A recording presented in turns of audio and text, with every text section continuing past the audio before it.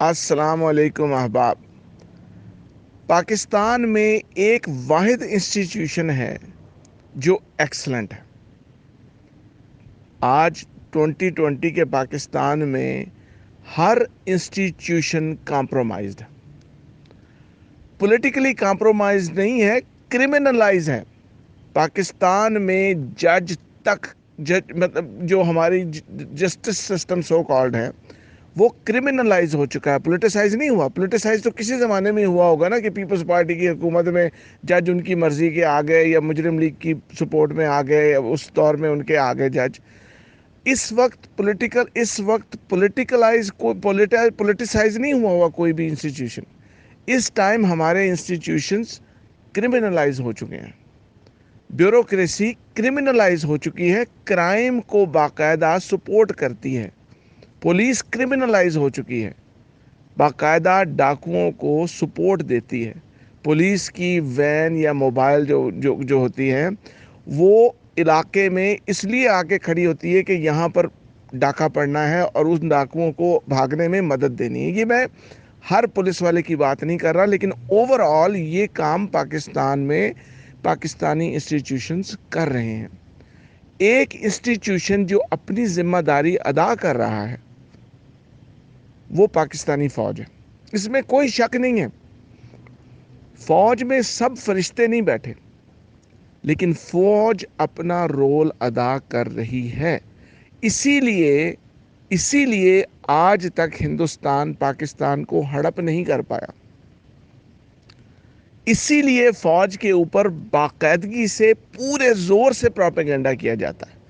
फ़ौज को आज भी साबित करने की कोशिश की जा रही है कि ये पंजाबी फ़ौज है जो मुहाजिर के ख़िलाफ़ है, जो पश्तून के ख़िलाफ़ है, जो बलोच के ख़िलाफ़ है।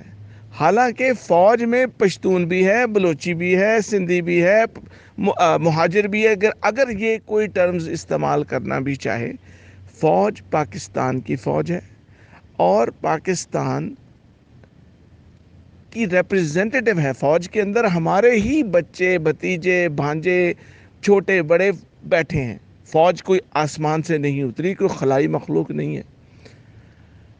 इशू ये है कि फ़ौज ने किसी ज़माने में बिल्कुल हकीकी और 100% है, जब फ़ौज को किसी ज़माने में लगा कि बेनज़ीर जो है वो मुल्क के साथ मुखलिस नहीं है, तो फ़ौज ने उस वक्त नवाज़ शरीफ को स्पॉन्सर किया कि किसी तरह चलो बेनज़ीर को निकालते हैं, ये तो निरी CIA की झोली में जाके बैठ गई। उस वक्त नवाज़ शरीफ आया और उसने पाकिस्तान के साथ ये किया कि आखिर उसकी मिलों के अंदर से रॉ के एजेंट निकले। फ़ौज को हम इस बात का इल्ज़ाम तो दे सकते हैं कि इसने गलत लोगों के ऊपर हाथ रखा, लेकिन फ़ौज की नीयत जो हिस्ट्री को देखा जाए मुझे गलत नहीं लगती। नीयत गलत होती ये मुल्क ख़त्म हो चुका होता। अगेन, पाकिस्तान में एक इंस्टीट्यूशन जो प्रोफेशनली काम कर रहा है और क्रिमिनलाइज नहीं हुआ वो फ़ौज है। और जो चोर फराडिये 2 नंबर हैं पूरी कोशिश कर रहे हैं कि वो ये साबित कर दें कि फ़ौज क्रिमिनलाइज हो चुकी है। जी, फ़ौज तो हर साजिश के पीछे फ़ौज है। तेल महंगा करने के पीछे फ़ौज है, तेल सब्जियां गायब करने के पीछे फ़ौज है। फ़ौज मिली हुई है यहूदियों के एजेंट के साथ और मुल्क में सियासत को चलने नहीं देती। लेकिन इस सवाल का कोई जवाब नहीं देगा कि क्या पानामा लीक फ़ौज ने किया? क्या फ़ौज कहती है सियासतदानों के कि जाके इंग्लैंड में प्रॉपर्टीज़ बनाओ? क्या फ़ौज कहती है सियासतदानों को कि सरे पैलेस खरीदो? इन सवालों का कोई जवाब आपको नहीं देगा, इसलिए कि इन सवालों का कोई जवाब नहीं है।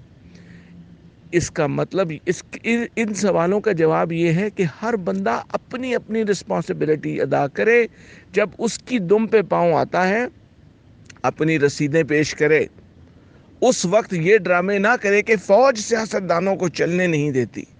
ये किसी इंफॉर्मेशन की कमी नहीं है, ये नीयत की ख़राबी है। और इस तरह के वसवसे, इस तरह की बीमारी और 2 नंबरी ये चोर और उनके फराडिये सपोर्टर्स करते रहेंगे, क्योंकि इनके पल्ले यही कुछ है। इनके पास रसीदें नहीं हैं। ये सिवाय फ़ौज के ऊपर, इमरान खान के ऊपर, दूसरों के ऊपर गंद उछालने के अलावा یہ کچھ بھی نہیں کر سکتے. جب بھی یہ کوئی وسوسہ ڈالتے ہیں، کوئی ڈرامہ کرتے ہیں، آپ ایک قدم پیچھے ہٹیں اور یہ سوچیں کہ یہ جو بول رہا ہے کیا اس کے پاس رسیدیں اپنی ہیں؟ آپ کو جواب یہی ملے گا کہ اس کی اپنی رسیدیں گم ہوئی ہیں. یہ وہ فاکس ہے، وہ لومڑ ہے جس کی اپنی دم کٹ گئی ہے اور یہ چاہتا ہے کہ اب سارے اپنی دمیں کٹوائیں. ہم اتنے گئے گزرے نہیں ہیں پاکستانی کہ ہمیں یہ پتہ نہ ہو. دل میں فطور ہو، نیت خراب ہو، بے ایمانی ہو، وہ علیحدہ بات ہے. اتنے گئے گزرے نہیں ہیں کہ ہمیں یہ سمجھا لیا جائے کہ فوج کرپٹ تھی، ملک پتہ نہیں سیاستدان کتنی محبت سے چلا رہے تھے، بس فوج نے چلنے نہیں دیا. اگر فوج نہ ہوتی، انڈیا نے آج تک پاکستان کو کھا جانا تھا. نو کوشچن اباؤٹ دیٹ. سننے کا بہت شکریہ. اللہ حافظ.